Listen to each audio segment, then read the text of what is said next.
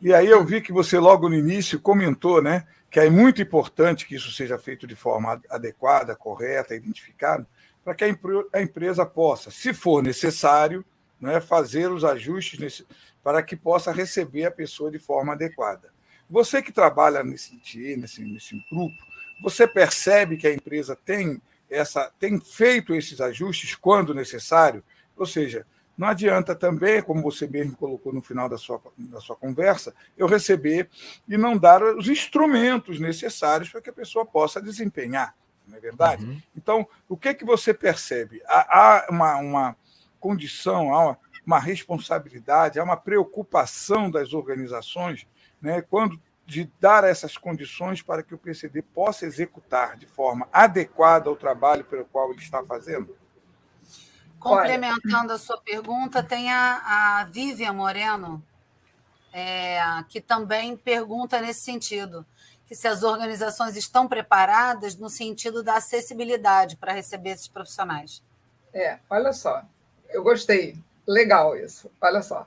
Quando a gente fala em acessibilidade, né, a gente está falando, assim, eu até pergunto, né, quando eu dou assim palestra, acessibilidade, o que você pensa? E o grupo normalmente responde, penso na rampa, penso no piso tátil, penso no sinal sonoro para o cego, penso no sinal luminoso para o surdo, né? Penso no banheiro adaptado, né? Olha só, gente, eu posso responder nesses meus 20 anos dedicados a essa causa que, arquitetonicamente, as empresas têm se preocupado com isso, né? O que eu vejo nesses 20 anos, porque, olha só, a proposta da lei não é que a empresa saia se quebrando para poder receber pessoas com deficiência, tá? A proposta da lei é que ela esteja adequada para receber pessoas com deficiência. E nós já acabamos de falar, a gente tem um leque, né, de pessoas com deficiência. Então, por exemplo, se a gente pensar nas empresas do centro do Rio, em ruas do tipo, né, Uruguaiana, Buenos Aires, Rosário, né, que são ruas estreitas de paralelepípedo, sobrados, ou seja, até a pessoa que não tem nenhuma deficiência chegar ali naquele centrão é muito difícil de carro. Né? A gente vai saltar na Presidente Vargas, a gente vai saltar na Rio Branco e vamos nos deslocar ali pelas ruelas, não é isso? Uhum. Então, veja bem, as empresas não vão se transformar, né, para receber essas pessoas. Né? Tá entendendo isso? Então, assim, de forma geral, as empresas, nas suas estruturas arquitetônicas, elas estão preocupadas, sim. Mas acessibilidade não tem a ver só com arquitetura. Acessibilidade, eu aprendi com o doutor Narciso Guedes, hoje já aposentado, médico do trabalho, auditor fiscal, foi um grande mestre para mim nessa jornada. Acessibilidade é um abraço, gente. Não é só a empresa que tem que estar preparada para receber. O que é um abraço, né? Se a gente pensar assim, sabe aquela vez que você foi dar um super abraço em alguém e a pessoa ficou meio que assim de braço arriado? Né? Ou quando alguém veio... Né? Então, o abraço é você vai e o outro vem, não é isso? Então, é preciso que a empresa queira receber a pessoa com deficiência. Mas é preciso que a pessoa com deficiência queira trabalhar também. Queira ser um colaborador como qualquer outra pessoa queira. Então, eu estou falando de acessibilidade atitudinal.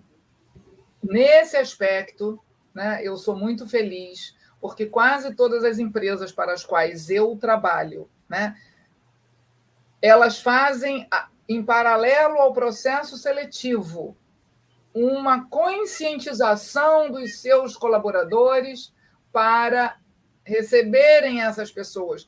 E o que é essa conscientização? É uma desmistificação, porque a gente é que acha que o outro não vai conseguir, a gente é que acha que o outro não pode.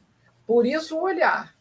Se eu olhar para a pessoa, ela vai poder tudo, desde que eu respeite a limitação dela. Então, esta preparação né, de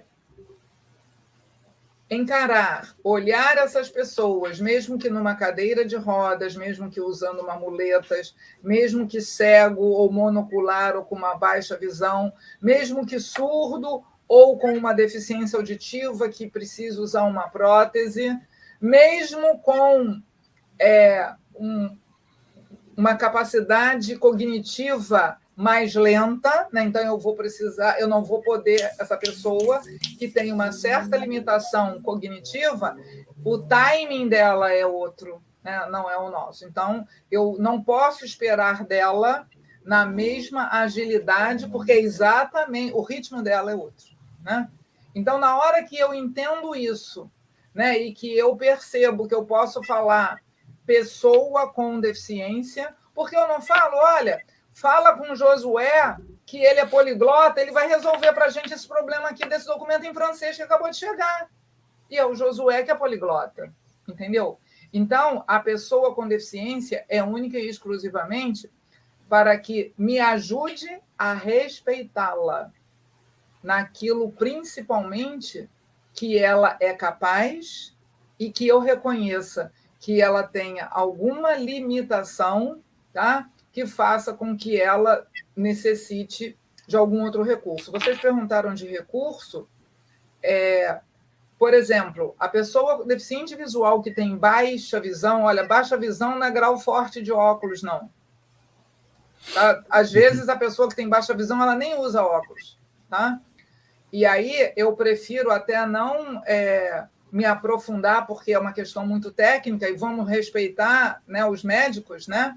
Mas elas têm algumas limitações que elas precisam de que seja ampliada a letra. Uhum. A maioria deles usam uma lente própria, que não é lente de aumento, é uma lente que converge vários aspectos da visão, meio que aí joga tudo, e com aquela lente ele consegue, né, enxergar plenamente, funcionam maravilhosamente bem.